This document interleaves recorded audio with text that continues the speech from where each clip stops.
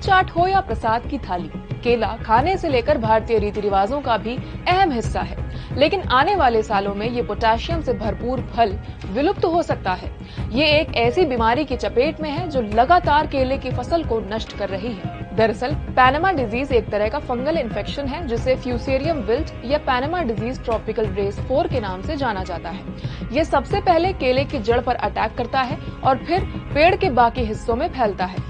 नतीजतन पेड़ के पानी सोखने की क्षमता खत्म हो जाती है और पेड़ मर जाता है। केले की कैवेंडिश वैरायटी इंसानों द्वारा सबसे ज्यादा 47% खाई जाती है। चिंता की बात यह है कि पैनामा डिजीज इसी प्रजाति को अपना टारगेट बनाए हुए है और तेजी से नष्ट कर रहा है। 1876 में पहली बार TR1 यानी ट्रॉपिकल रेस 1 फंगस ने केले पर हमला किया। उस वक्त केले की सबसे फेमस वैरायटी ग्रोस मिशेल इसकी चपेट में ऐसी आई कि 1950 तक ये विलुप्त ही हो गया।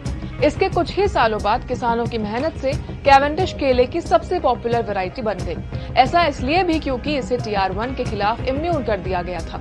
लेकिन 1989 में TR1 के सक्सेसर TR4 ने ताइवान में केलों पर फिर से अटैक शुरू कर दिया और ये ऑस्ट्रेलिया के बाद भारत, चीन, अफ्रीका और मिडिल ईस्ट के कुछ हिस्सों में भी फैल गया। केले के पेड़ जब पैनामा डिजीज की चपेट में आते हैं तो उनकी पत्तियां पीली पड़ जाती हैं और मुरझाने लगती हैं। जैसे जैसे पैनामा डिजीज अपनी पकड़ मजबूत करता है, केले का पेड़ पूरी तरह से सूख कर मर जाता है। भारत में केले की फसल सबसे जरूरी फ्रूट क्रॉप में से एक है। साल 2022-23 में आंध्र प्रदेश ने सबसे ज्यादा 56.84 लाख टन केला प्रोड्यूस किया। महाराष्ट्र, गुजरात, तमिलनाडु भी इस रेस में पीछे नहीं है। इसके अलावा साल 2020-21 में केले की फसल ने इंडियन इकोनॉमी में लगभग 354 बिलियन रुपए का योगदान दिया था।